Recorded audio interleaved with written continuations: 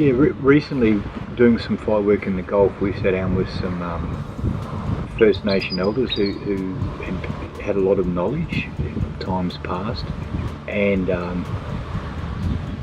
through an interpreted language process, we asked some questions around fire, and the response amused me because the gentleman responded that the ancient knowledge that they had didn't encompass cattle, a lot of the grasses that have been brought to improve the pastoral industry, and a lot of the woody weeds that invade or escape out of people's gardens. So the gentleman didn't feel that a lot of their old knowledge was going to be all that relevant in the new world. A bit roguish, because their capacity for lighting fire is certainly well regarded internationally. The Aboriginals of Australia are looked upon as pillars of good fire management, as they should be. They certainly are, and where they still have their own land country, they certainly do clean up country well with fire.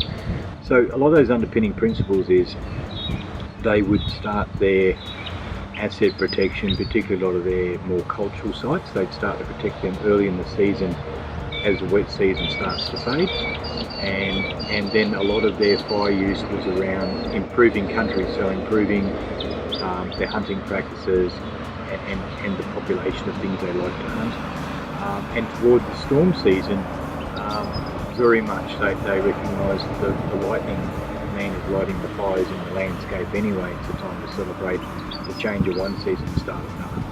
So they really had what is now in the Western world a guy called Stephen Pines with the book called The Burning Continuum. And I think that's probably the best way of explaining Indigenous use of fire in Australia. It was a burning continuum, and depending on the old people's visions of what was happening in the year, they relate that to their knowledge of the previous years.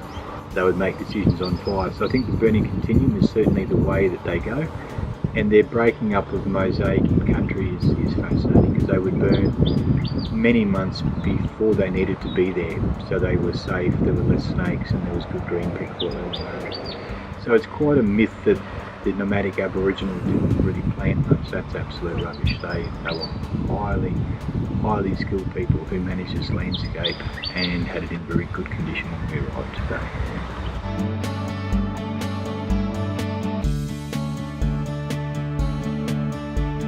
I think there's three main things we could learn from the first Australians, and one is their understanding they lived within the landscape, they didn't live on top of it.